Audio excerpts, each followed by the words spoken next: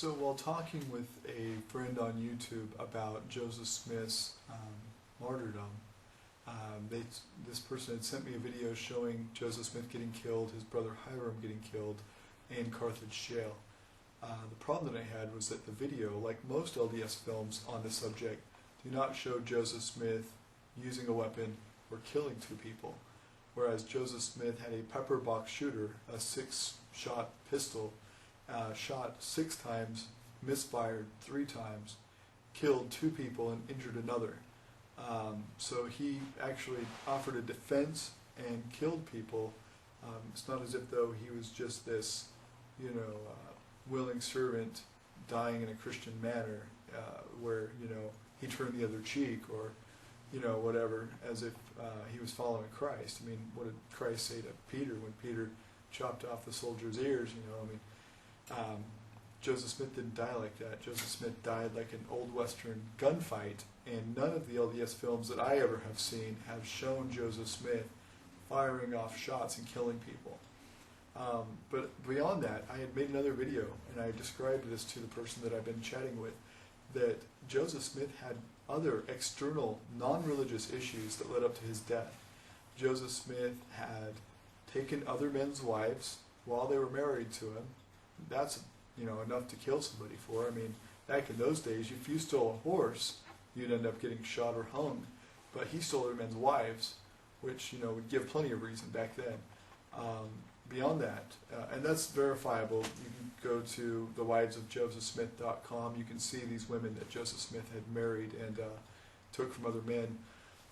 But you can also see some of Joseph Smith's business dealings that were absolutely a cause of Joseph Smith's contention in his life.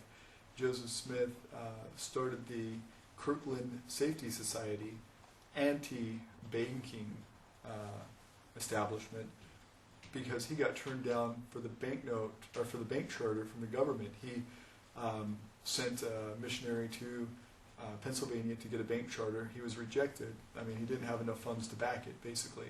So they rejected a bank charter. They had the plates for printing notes, and when they reunited and were ready to start the bank, they had the plates but no charter, and they printed money anyway, illegally. They started a phony bank, essentially, using phony currency that had no financial backing.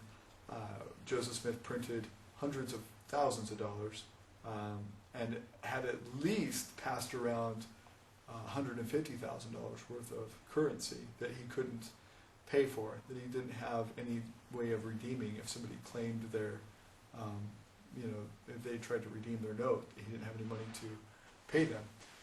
So it was a phony bank, it was phony currency. Joseph Smith basically made funny money. And that was one small smidgen of an issue that caused contention in his life. I mean, he had 14 different lawsuits brought against him. He settled about half of them out of court. He spent time in jail, paid a $1,000 fine. So did Sidney Rigdon. Sidney Rigdon was the president. Joseph Smith was the cashier. But they both had started it. Joseph Smith had said that the revelation to start the bank came from God, that God instructed it and commanded it, and that it would flourish like no other bank flourished, and that it would outlive all other banking systems. And it didn't. It failed in 1837, I believe.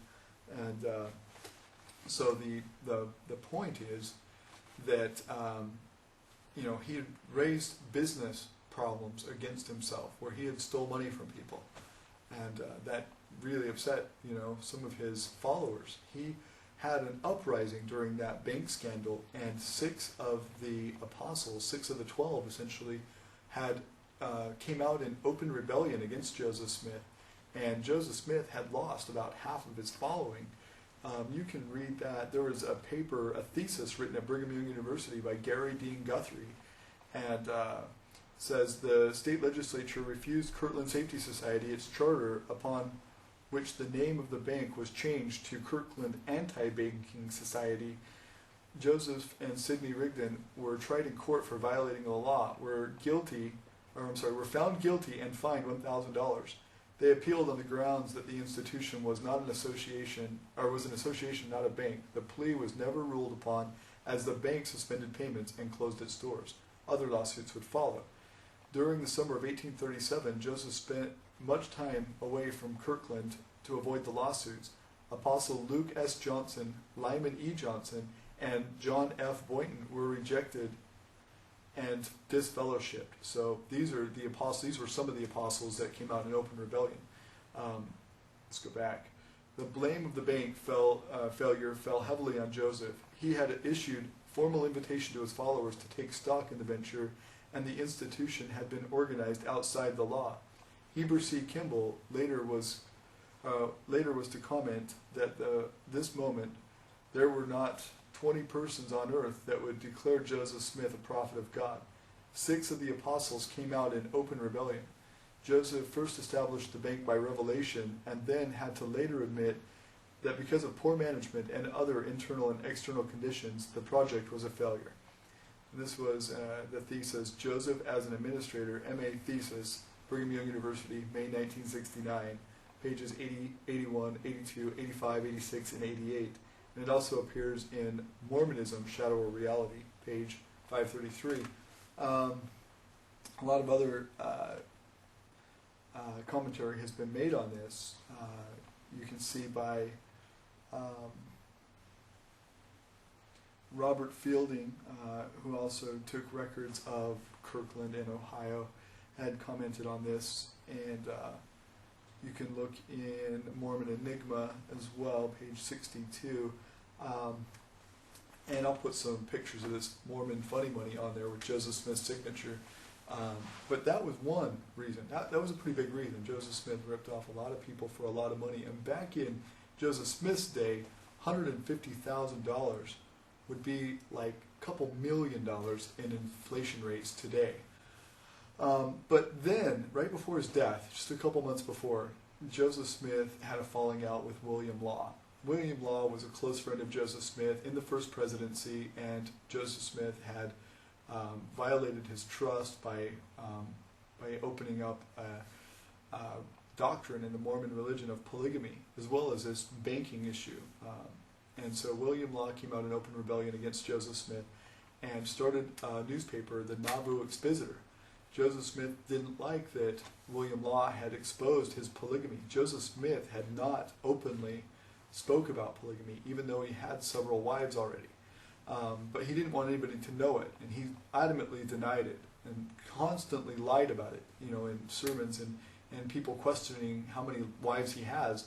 He denied having more than one constantly. So when he found William Law had been exposing his secrets, he, as mayor of Nauvoo, ordered the marshal and the brethren, about 100 of them, to go down and destroy the Nauvoo Expositor, violating this man's free speech. Joseph Smith didn't give a warrant, Joseph Smith didn't give a fine, Joseph Smith didn't give any warning, and Joseph Smith, as per state law requires, didn't give any reparations to compensate this man for destroying his business. So Joseph Smith broke the law in many forms, and in fact, he committed treason. That's what he was going to jail for in Carthage.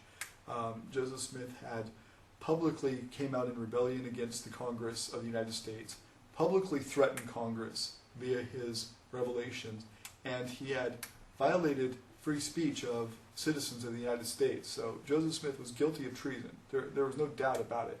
He would have been tried, probably convicted, and probably hung for his treasonous crimes against the United States. So there's the secular issues that surrounded Joseph Smith. But Joseph Smith had a habit of, getting out of trouble. Sometimes he was fined, sometimes he was in prison, sometimes he was found guilty, but he never really served any real time for his illegal actions. So he feared that a mob would come, and so he called upon the Nauvoo Legion to come and defend him. The Nauvoo Legion never came. This mob came, and they started busting down the door. Joseph Smith pulls out his revolver and starts shooting them. He shot 3 of them, killing 2 of them, and that was a report by John Taylor in History of the Church. I'll put that reference on on the bottom there. So Mormons often portray the killing as they know that it was Christians, but nobody knows who killed him. First of all, nobody was convicted in it.